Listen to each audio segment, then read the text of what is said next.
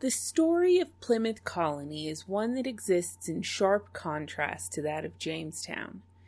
Instead of a place no Englishman had ever visited, Cape Cod had been one of the most popular North American destinations. The investors who would back the mission weren't the best business minds in the kingdom. They were a group of people looking for any venture that might help them survive financially. Instead of being given a set of strict instructions from a top-down company, settlers were given a patent and left alone to fund and govern it. And the Indian civilization they encountered was one on the brink of destruction, not an empire at the height of its strength. Perhaps the biggest difference of all, though, was its settlers.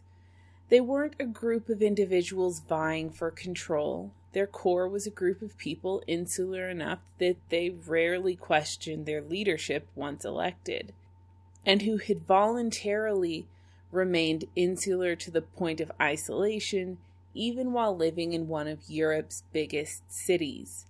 They were neither gentlemen nor servants, but a group of people in the middle, artisans and farmers.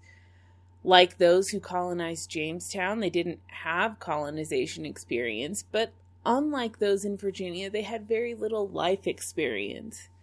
Many had never ventured beyond the Yorkshire-Nottinghamshire border before leaving for Leiden.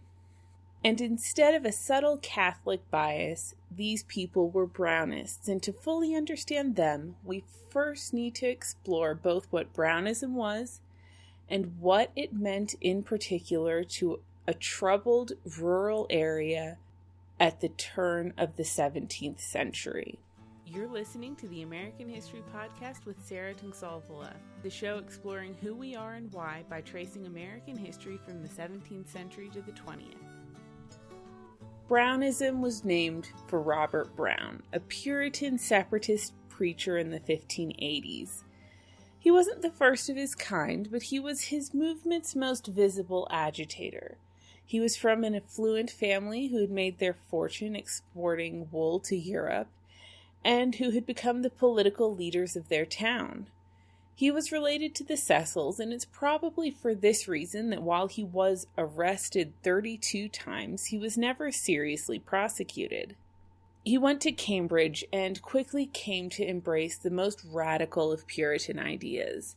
And when he graduated, he toured East Anglia, the heart of Puritan England, delivering extremely provocative sermons. He angered the authorities, and then he would turn around, switch sides, and anger his supporters too.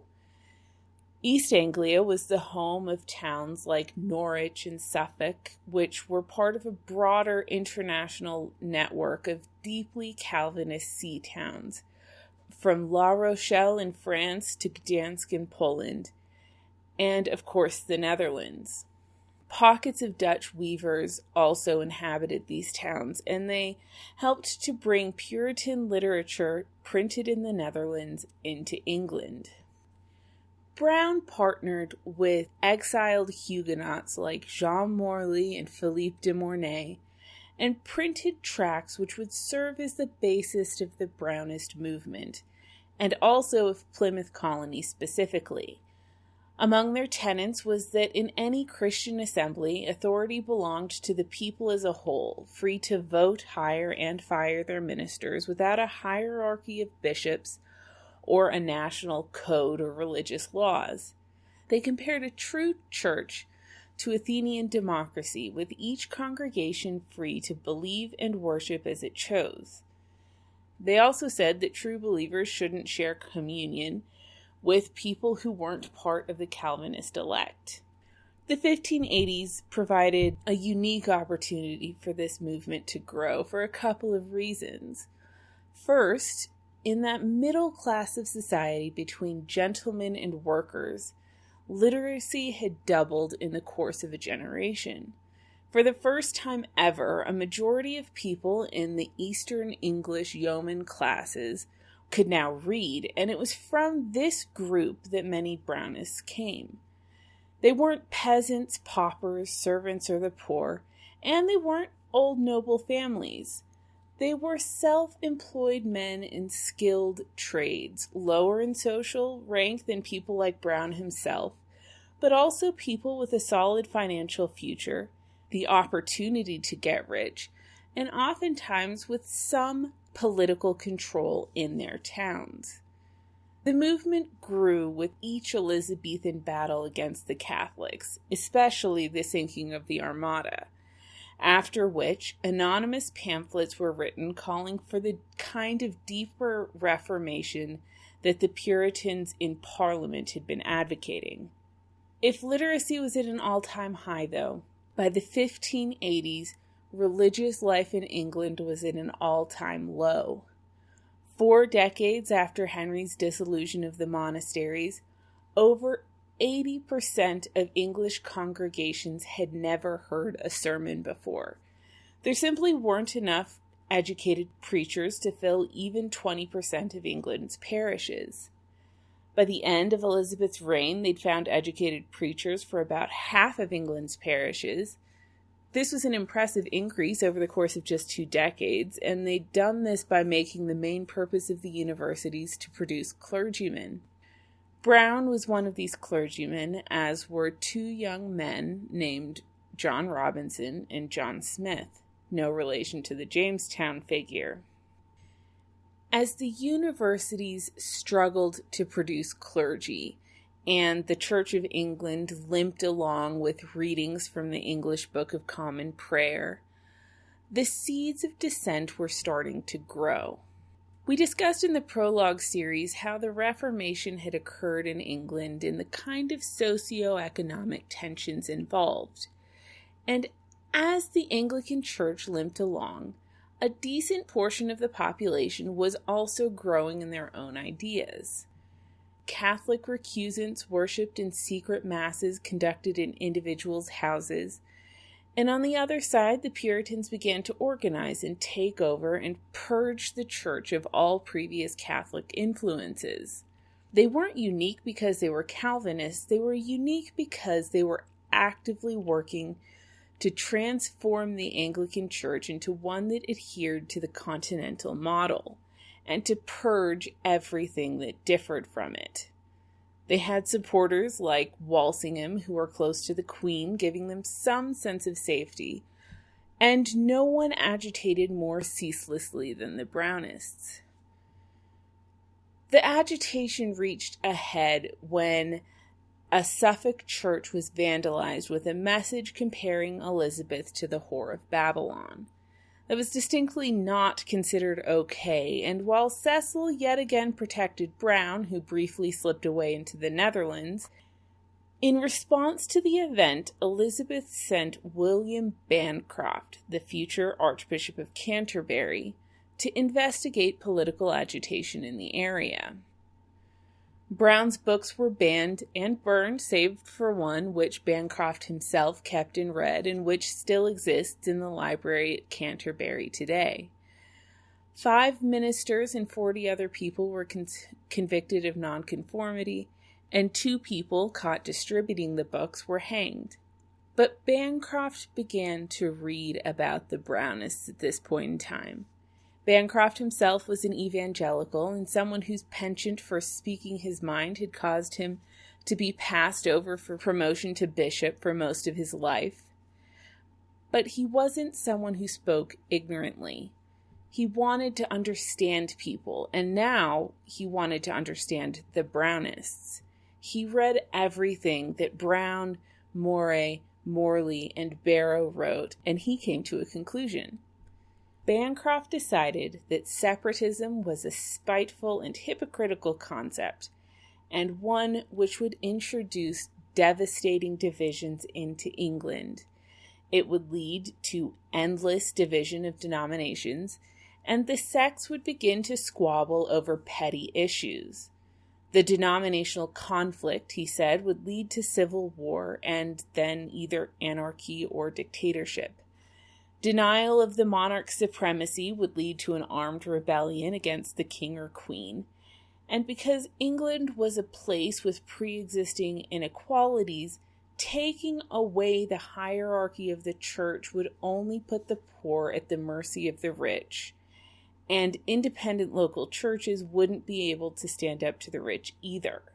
The monarch, meanwhile, would be powerless to intervene on the side of fairness. Bancroft also noted that the people pushing hardest for change were also the landowners who were oppressing the poor. Both Bancroft and his Archbishop of Canterbury at the time, a man named John Whitgift, were dedicated evangelical Protestants who had stood fast to their beliefs even when they weren't popular. They weren't Catholics, and in fact Whitgift had remained a defiant Protestant during the reign of Mary Tudor. They just had a very troubling prediction of what Brownism would lead to, and in reality they pretty much nailed it. A couple years later, an investigation into a separate affair led Bancroft to discover that the leading mainstream Puritan, named Thomas Cartwright, was working to build a parallel church which he would ultimately use to take over the church from England and make it adhere to the Presbyterian model. This was revolutionary sedition, and Bancroft, in response, pushed for a ban on private religious gatherings, which he got.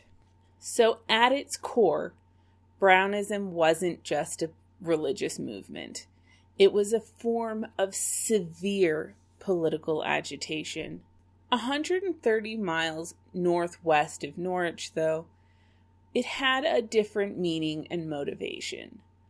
Yes, there were still the hardcore political agitators and the Puritan organizers, but in a rural piece of land on the border of Nottinghamshire and Yorkshire, known as the Quadrilateral, the realities of life were very, very different, and this led to a different flavor of Puritanism. This area was a deeply rural place, known as the most troubled area in all of England during James and Elizabeth's reign. It was out of reach of either the powerful men in Yorkshire or those in London. It was crime-ridden, and there was twice the national rate of children born out of wedlock. There was adultery, there was drunkenness, and there was brutal local government. William Brewster's father had been accused of lechery, and even the attempt to repair the local parish church, which had been deteriorating since the dissolution of the monasteries, turned into a brawl. Before the dissolution of the monasteries, a well-liked Catholic soldier named Thomas Baron Darcy had been lord of the manor at one of the region's bigger towns. But he had participated in the Pilgrimage of Grace, and when the Lascelles, a local family with ambitions of their own, reported Darcy's participation, Darcy was beheaded, and they were given all his money, land, and power. As you'd imagine, people who got power that way didn't use it honorably, and decades later, George Lascelles' grandson was behaving as he once had. He beat up a preacher in the streets and was brought to court for trying to force his female employees to have sex in exchange for money. There was only one local family strong enough to try to stand up to him, and they were in and out of court repeatedly over the course of years. When the church stepped in to try to help the rival family end the domination, Lascelles killed the family's hawk and stole their dog, and they ended up in court yet again. In such an environment, you can see the appeal of trying to pull away and find some level of independence, and for that you had two choices: Catholicism and Puritanism. Being a Catholic was a much, much harder route. If you saw the show Gunpowder, the execution of the old woman was essentially a true story, but it happened in Yorkshire in the 1580s, not 1605. Elizabeth had sent an anti-Puritan evangelical to be the Archbishop of Canterbury, but she sent a dedicated Calvinist and a friend of the Cecils to be Archbishop of York. In a letter to William Cecil, this archbishop said that the Yorkists were popish, stupid, ignorant and stubborn, and that he intended to convert them. So, Catholics were fined, they were killed, new clergy and schools were imposed on them, and meanwhile, even if what the Puritans and Separatists did was technically illegal, the Archbishop turned a blind eye to it. He didn't care about nonconformity unless Catholics were involved. There was a lot of Catholicism in the area, and in fact, some of the pilgrims, like William Bradford, had Catholic family members. But if you weren't specifically dedicated to Catholicism, and you just wanted a place to worship peacefully and away from the tyranny of men like Lascelles, Puritanism was a much, much safer option. And it's in this era that we can start to see Puritanism begin to grow in this area. It had a core of strong advocates like William Brewster and a very favorable environment. Brewster was the nephew of the mayor of the Puritan town of Hull, and through this connection he had started to work for Elizabeth's Secretary of State, William Davidson. Davidson was soon scapegoated for the execution of Mary, Queen of Scots, and within 2 years, he was sent to prison and Brewster was sent back home. Brewster was a known Puritan who had helped fight Catholicism, though, so he was deemed trustworthy enough to take over his father's position as postmaster. By the time James took the throne, there was a relatively strong Puritan presence in the region. In the early 1600s, the strongest Puritan defenders began to die, though. First Leicester and Walsingham, then Elizabeth, and 4 years later, her Archbishop of York. On the other side of the divide, so did Whitgift, but James replaced him with Bancroft. True to his style, James was much more openly hostile to the Puritans than Elizabeth had ever been. He published 2 books attacking Puritans and Brownists, echoing Bancroft's ideas with much more inflammatory wording. They were pests, a diseased, and evil sort. They were dividing his kingdom, which should be unified. And while the Brownists were the biggest problem, they were only putting into practice universal Puritan ideas. James didn't step up a campaign of violence, though. Instead, he allowed Bancroft to create a set of laws to deter Puritan activities. He required full acceptance of the prayer book, sealed off loopholes in laws and regulations, required parish church wardens to report separatism, and at the same time tried to repair the church with an evangelical bent. Bancroft himself was evangelical, but this would also have the effect of making people less likely to look for Puritan alternatives to the established church. So now clergymen were barred from taverns and gambling, and every church was required to have a pulpit. He couldn't get his regulations through Parliament because Puritan sympathizers would likely oppose them, so the regulations were never fully legal and were then opposed by Puritan lawyers. And in addition, the Archdiocese of York didn't put the canons into effect until a couple years later, which gave Northern English Puritans time to build a wider movement. Eventually, though, they did take hold, and people who refused to accept the prayer book were purged from the Church of England. 2 of the purged ministers were John Robinson and John Smith. After being purged from the established church, Robinson and Smith became the preachers of the Scrooby congregation of Puritan Separatists that met at William Brewster's old manor house.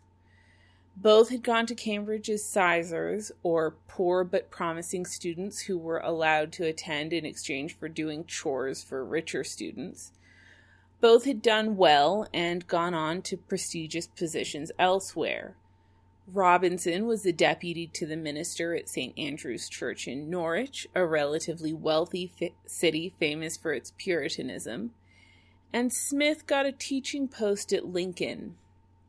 Robinson was a quiet person who, prior to the purge, had never drawn attention to himself or engaged in excessive politics, and Smith was more actively combative and political, openly and personally insulting the people who opposed Puritan reforms in Lincoln, like restricting the amount of beer sold in the city. Smith was also more radical, questioning things like the value of repeating the Lord's Prayer, which at this point in time wasn't just used in sermons, but also as a blessing over any stressful situation. Still, in 1605, both ended up back home, and they started exploring their options. Smith tried becoming a teacher and a doctor, but was banned from both those professions too. And meanwhile, both he and Robinson read tracts by Brown and his colleagues. Persuaded by the arguments and with no future career in the established church, they stepped outside the bounds of the law and started a separatist congregation. They met at Brewster's old manor house every Sunday and formed the heart of a rapidly growing movement throughout the region. For 2 years, they worshipped peacefully with a huge range of people attending their services, some drawn by Robinson's quiet piety and others by Smith's brashness. All were trying to escape their troubled surroundings, but in 1607, economic pressure led to a revolt. It was a purely economic revolt against the continued enclosures and rising rents and hay prices, but it was in a religiously charged time, and people assumed that the rising had something to do with either Catholicism or separatism, though they weren't sure which. For the new Archbishop of York, though, that was perfect. He'd go after Catholics and separatists alike. First, he went after the Catholics, who were required to take an oath of allegiance. Dozens of pages of records of Catholic arrest warrants still exist in the High Commission archives. Only a handful of Brownists were arrested, though. In one session, 60 Catholics were tried and 14 imprisoned, whereas only 4 Brownists faced a similar fate. The Brownists were the people who were politically active. They used their arrests to attack the legal authority of the Anglican Church, and to attack it in a way that, if they won, would strengthen Parliament, reduce royal prerogative, and have wide-ranging implications for English politics and law as a whole.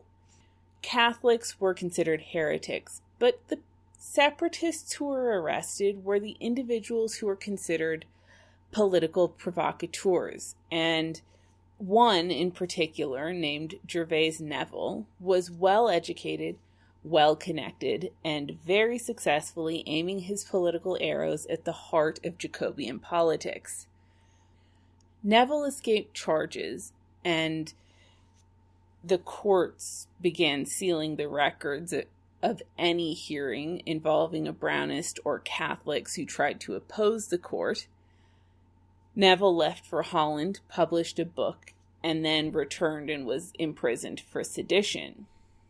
Neville was a member of the Scrooby congregation, though, and this drew the attention of the authorities toward Robinson and Smith's flock. They issued an arrest warrant for Brewster and another man named Richard Jackson, but both had vanished. The two were fined £20, which was the penalty imposed on Catholics who didn't show up to court to answer charges. This was a big, big deal. It marked a change and it sent a message. Separatists were no longer safe. They'd watched Catholics suffer for 20 years, and if the separatists were going to start facing what the Catholics had faced, they needed to start protecting themselves. They even worried about execution, which was in reality unlikely to affect separatists, who were Protestants and therefore not considered heretics, But still, it was a big step in a dangerous direction, and the Scrooby congregation decided that it was time to leave England. Thomas Hales was the son of a man who had gotten rich investing in real estate, and he had helped Brewster build the area's Puritan network. Legally, English people needed a permit to go overseas, but the Scrooby congregation knew that as separatists they were unlikely to get such a permit. So Hales got a boat and they unsuccessfully tried to slip across the channel to Holland. They were caught, but Cecil came to their aid and decided to let them go. And soon they'd made it across the English Channel. Soon after reaching Amsterdam, they split up just as Bancroft had predicted. Hales was the first to go. He was extreme enough to make Bradford and the rest of the future pilgrims uncomfortable. He ended up returning to England and dying in a London prison in 1614 after being accused of sedition. Next, Smith and Robinson split.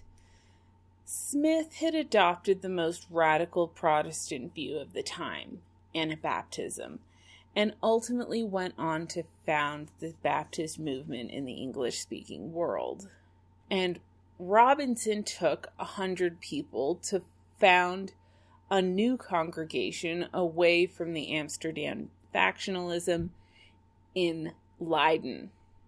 And for 10 years, Robinson tried to guide his congregation, though he himself started to see the negatives of Brownism.